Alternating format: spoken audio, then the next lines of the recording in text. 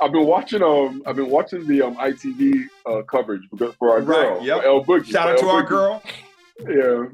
And I'm looking at her with the other pundits. I'm like, wow. How do you feel?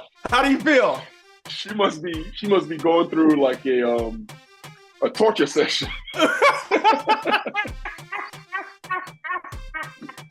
What's up, everybody? Welcome to the Jason and Osi podcast. And we have a special guest. Special appearance. Special appearance from a far distant land. My man Osi, we are on Zoom now because you are traveling. Can you reveal your location or is it top secret? I am in an alternate reality. That's where I'm at. It's the alternate reality called the United States of America. This isn't. Stop it. J-Bell, this isn't a real place. This isn't a real place. It isn't? Hey, you're in the battleground too, in where you are right now. Jason, this is not a real place. Okay. I can't with you. I can't. I'm sweating already, and I'm in my house sweating, man. You know, Jason, I should have turned on the heat.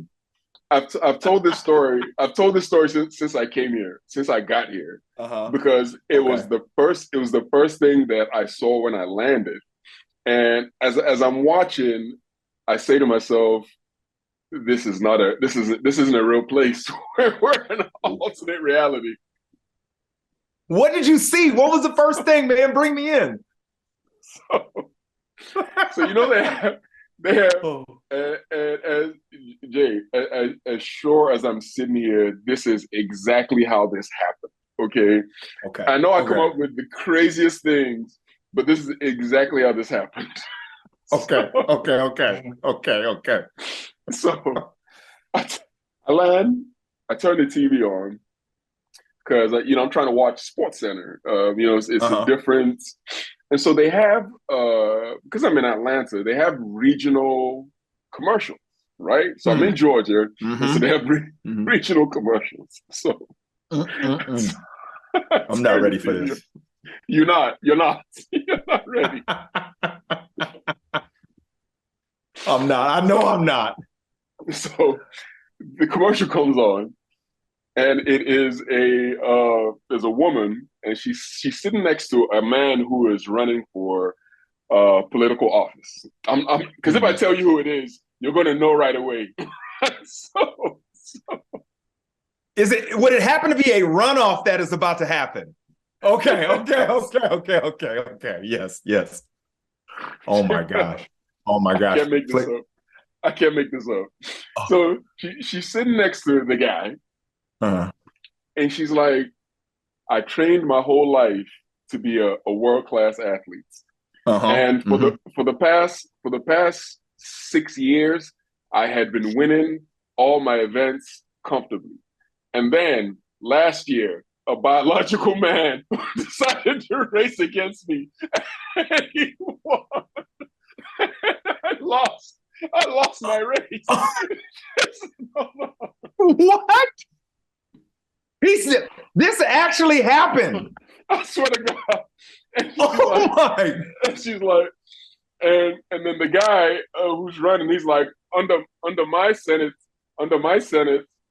biological man will not be able to race against women. What in the world? Oh my! This was a commercial. A political commercial, Jay. This is the first thing I saw when I got here, and I'm like, what is going on? What happened? What is going on here?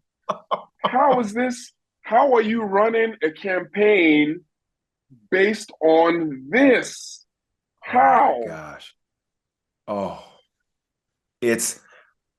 what is happening there? I want you to keep getting intel. It's so unique and important because this is a test trial of what is might occur politically in the next presidential election. Yes. What is happening there? What they are doing as far as making it difficult to vote. I mean, they have put absentee ballots, right? Inside buildings, and the building shut down at 5. Like we're gonna put in a building, open it from 9 to 5, and shut it down. But the reason is, if you work a 9 to 5, you have somewhere to drop off your ballot. Yep. I mean, the way they've made it so difficult for you to do your patriotic duty is unreal. Listen to me. Listen. Imagine that being the first commercial you see when you turn the television on. The first commercial you see, you have just come in from Europe. You turn your TV on, and the first thing you see is a political ad, and it is that one, bro. And are you thinking like, what kind of television? Yeah, like, is where this am even? Where's the joke? When the dude gonna jump out of the box? Dead serious. And yes, and I'm blah blah blah, and I approve this message. And I'm like, what are you talking about? What are you talking about? This don't even make no sense. How is this your political campaign? How? Oh my gosh, Osi. I mean, that's crazy. The belly of the beast. You're in the belly of the beast. Is this what happens when people go to America for the first time and they get a dose of it, or when they visit and they're just like, whoa, what is cracking out here politically? Things have gotten like out of hand. Yeah. They've gotten out of hand. They've gotten out of hand. And for me, coming from where I came from, and the thoughts and the love that you have for America, to see what's going on is it's crazy, bro. Crazy. I feel crazy. That's the power of removing yourself from your bubble, whatever that bubble is, whatever situation you're in. We get used to seeing things one way. It goes through all of us go through it, right? It happens when you change one team to another. That's the thing you talk about when you went from New York to Atlanta. How your mentality has shifted, right? You've talked about that because of the circumstances. And I think there's a lot of power with being able to move around and reintroduce yourself to new concepts and new ways of thinking and just a new atmosphere. And you're going back into the belly of the beast, like you said, but you are in shock. I got to get out of here, bro. This is too much. I got to get out of here, man. How do people, are they just people you know and you talk to and friends and everybody out there? Is it just regular? Is it just business as usual? They're just like, listen, this is how it is here now. This is how it is. Wow. Yeah. Wow. This is how it is. Man, I wonder what's going to happen with not even surprising. Yeah, we're going to have to talk about that when the outcome allows us to, and hopefully it works out the way we probably both want it to. That being said, how you feeling, man? How are you feeling physically? Yeah, I'm good, man. I actually went. I played a little football, hurt my knee. Oh no! I'm not laughing, but I'm like, yeah. I mean, come on, man. All that football that I played in England, and then I come out here and boom, just one quick game, injured knee. Do you see the difference with the skill set when you play your game out in America? Oh, 100%. Compared to 100%. 100%. 100%. Yeah, those boys in England play ball. They play ball out there. Is that why you got hurt? You was playing with the amateurs in the States? I was playing in the amateur league, man. Amateur league out here. But you know what though, Jay? You know what else? I played in Germany, I played in Germany, and I got to be honest, it was a lot better in England also than in Germany, which is surprising. Yeah. Really? That surprised me. That surprised me. And you had the credibility because you actually are playing games everywhere you go. You get that five-a-side in.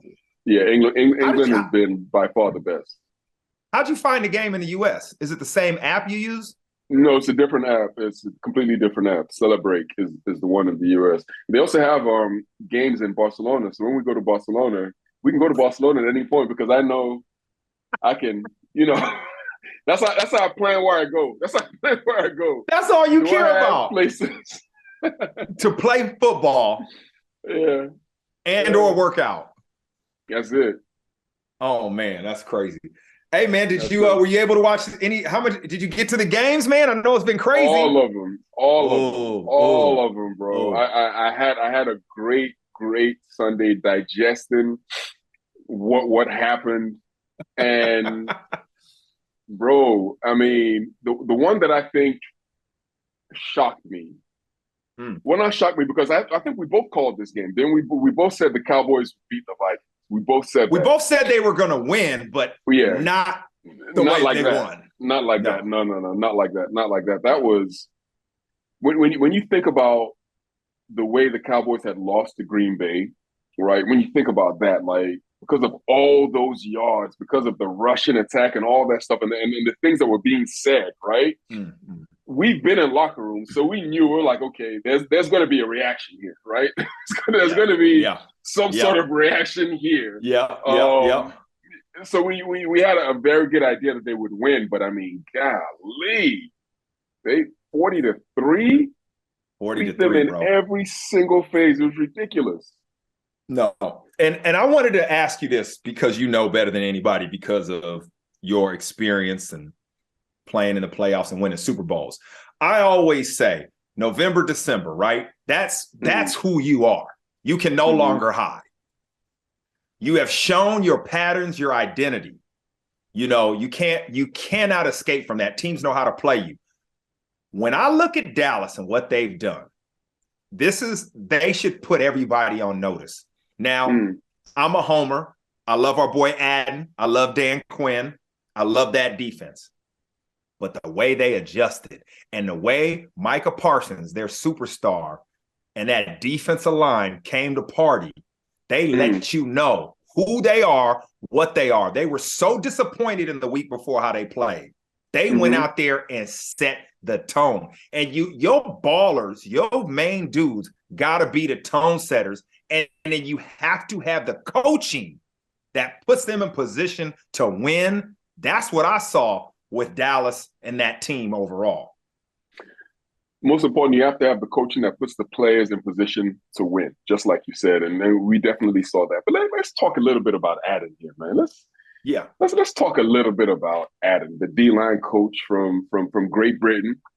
And I saw a stat that through 10 games, the Dallas Cowboys now have 42 sacks through 10 games. And it is the most sacks through 10 games in the past 20 years in the NFL. Jeez. Right? Right. This is what the Dallas Cowboys are doing right now with that defensive line, coached by Adden Dirty. Now, so true. I am so proud and I am so happy for Adden, right? Because the amount of work, the amount of effort, and the grind that this guy puts in. And oddly enough, I saw him coaching a guy by the name of Courtney. This was maybe like 6-7 years ago. And I said, Adden, you know what? You are going to be a great NFL coach. This was before anything. This was before we even had an idea that this was what was going to happen. I was like, because you could see it. You could see the way he relates to people, the way he related to the player. Guy never played football in his life. Right, this is back when we were really grinding. We were really in the, we were really grinding back then. And so just the way he was talking to the guy, the way he was relating to him, I was like, man, you are a proper coach. And so to see where he's at right now, and to see what a team that he is leading is doing right now, I could not be more happy for the guy, J-Bo. And when your position group balls like that, that is how you become a coordinator, right, OC? 100%.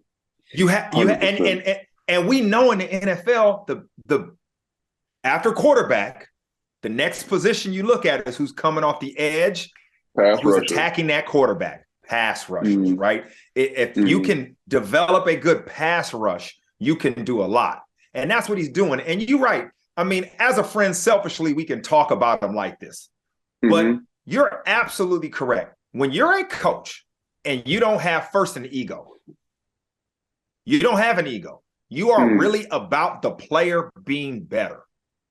You're about them performing, them succeeding, teaching them the tools that make them more successful. Then they trust you. And when you have that trust, when I tell you to do something, whether it be that week, whether it be in the middle of the game, whether it be in the middle of the season, you will adjust and change because you know that the player knows you care about the outcome of my success. And not a lot of, I mean, we say that like it's simple and like it's to be expected, but you and I know it's not. Like, that's not how coaches are, not all coaches. And he has that, and he now is being rewarded by that production, and his unit is leading the most dominant side of the ball for that team. 100%. Crazy. It's crazy, man. Yeah, crazy. Are they a Super Bowl team? I mean, when you look at the NFC, yeah, of course. Yeah. There's no team in the NFC that they can't beat. As a matter of fact, there's no team in football that this team can't beat. So do they have the ability to make it to the Super Bowl? I don't think you can discount them. Yeah. You know, I don't think you can, because in which area are they weak? The only thing you can say that they struggled with really was their run defense. That's the only thing you can say that they struggle with. But that's not the be all and end all in the NFL anymore. You know, you can score points, you can get after the quarterback, you can win games. And the way they are offensively, they're balanced. I just don't see a way in which they won't be able to compete with anybody in the NFC, beat them, and make it to the Super Bowl. I agree. You can't be great at everything. They know their formula. Man, Tony Pollard might be their most explosive player they got. I mean, he's their best offensive player. He's the best, right? And then that combination, you know what I saw? People are talking about Ezekiel Elliott and him and who they should start. What I saw is this, and I know you pick up on this kind of stuff. He's so explosive. They bring Ezekiel Elliott in to give him those spells, give him the rest, make sure when he comes in the game, he has fresh legs. They get him the ball a couple times. They get, he's like a track star. He's a sprinter. And I like the way they play him, and they're figuring that formula out. They're figuring that combination out. And this is when you need to do it. I got another question for you. I'm going to throw something out at you. I'll make a statement. Patrick Mahomes is the MVP right now, and it's his to lose. And it's going to be hard for anybody to catch up if he keeps playing like this. I don't think it's going to be hard for anybody to catch up, but I agree with the statement for sure. I agree with the statement.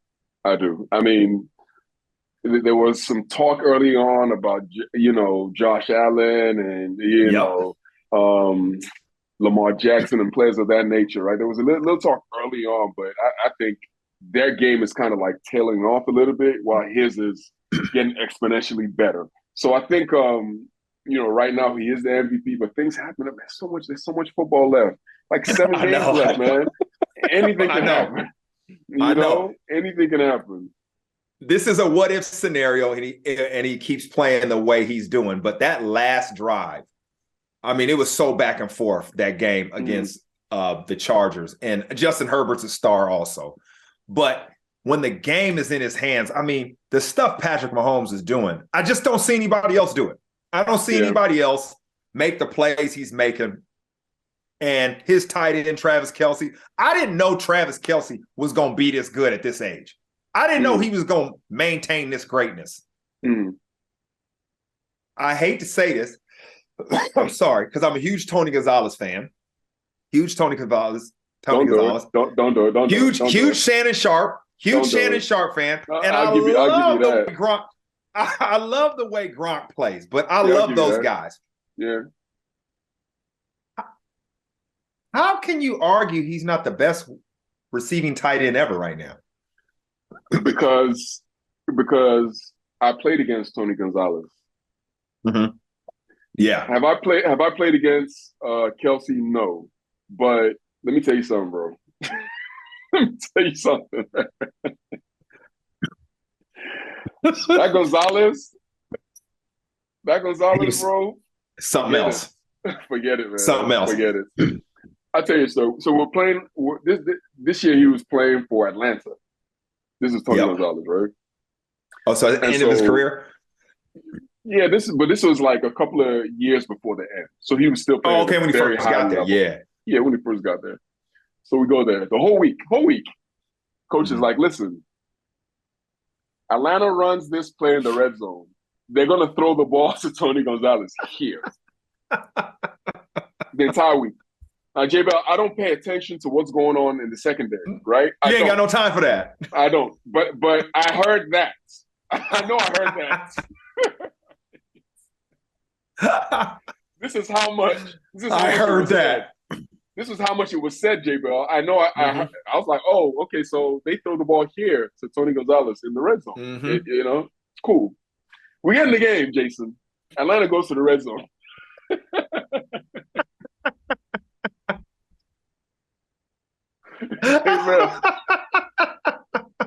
They get in the red zone, J-Bell.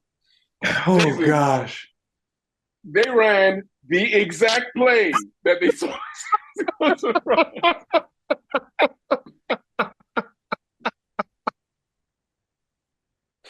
You couldn't stop. Just like this, J-Bell. Yeah. Can you see my ass? Touchdown. Yeah. You are sick too, aren't you? I got to the sideline.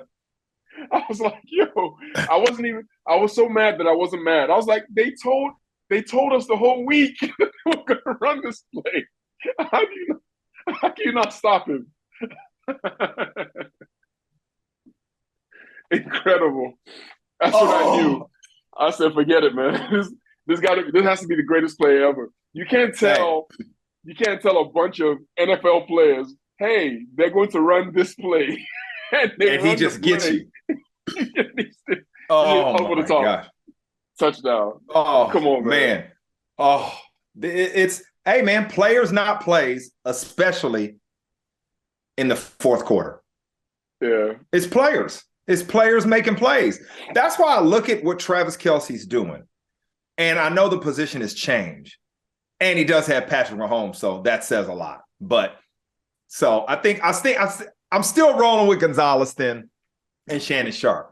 I'm still rolling with him. I had to cover Tony Gonzalez in college as a freshman. That didn't go too well for your boy. I was like 150 pounds. They were like, use your quickness. Like, quickness?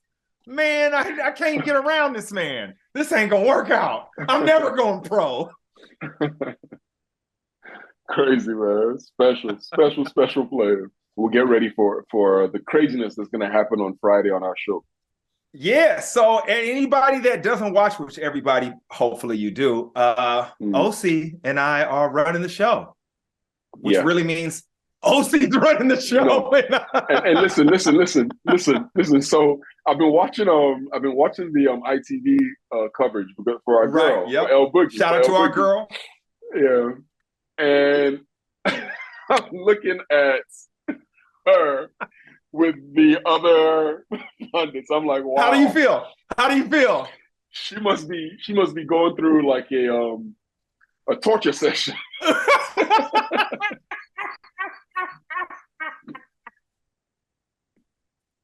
I hate to say it. Give me more. Bro, like they just it's so different. It is so different. And she's like spectacular. Right? She's doing so well. Yeah, but to go from the way we do things and then you go to that and still be able to like flow. Yes. It's such a different style. You know what I mean? It's such a different Fascinating.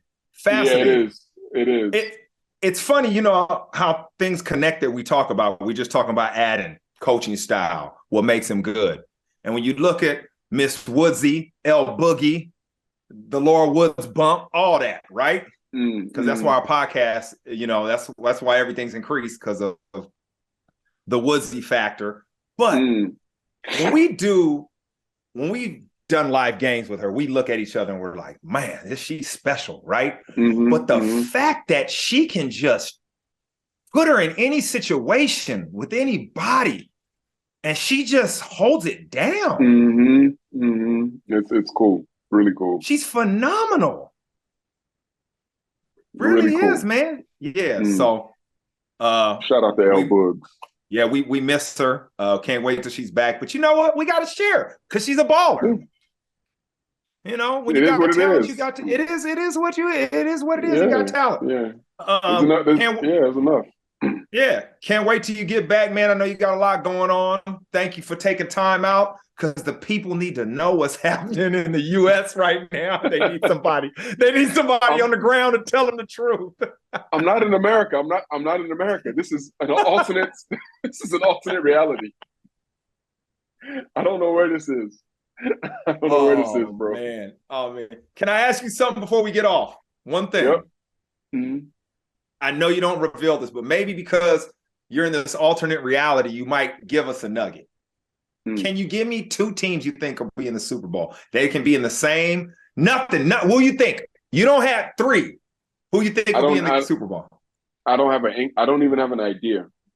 Man, because you know sometimes this is when you start clicking. You're like, Yeah, I do not have a single, because there's no team that I see that can't be beat. Like, there's not one team that can't be beat.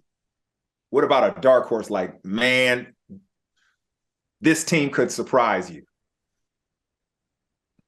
I mean, you could say Miami, but I don't think that's really much of a surprise anymore, right? Not at this point. You're right. Yeah. You say Baltimore. No, I don't see a dark horse either. It's going to be in the AFC. It's going to be Kansas City, Buffalo, Baltimore, Miami. It's going to be those 4 teams. In the NFC is going to be one of Dallas, Minnesota, Tampa Bay. You still think Minnesota got it? I think. Yeah. I think they can beat Dallas. Yeah, you're right. I got one for you. I want to know what you think. And you know, I'm a homer for this guy. I love him. I think the Bengals, man. Their defense is good. Their defense is good. They get hot, Osi. That's what they did last year. And when they are rolling and you play against them and it's their day, you can't stop them. They might be bad the next day. Yeah, I hear you. I hear you on that. But I will say this. When I look at a team like Cincinnati going up against a Buffalo in January, or Cincinnati going up against even Baltimore in January, I just don't see it. I don't see it. No, not right. Not the way they're playing now. I don't see it. Yeah. Or against it's going to get interesting. City. Yeah, who they have beat. I don't see it.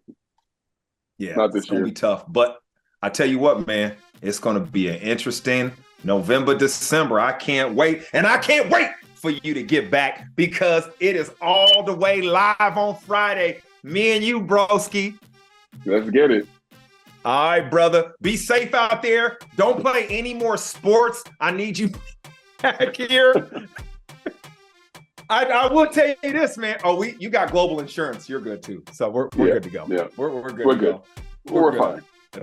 Uprise all day.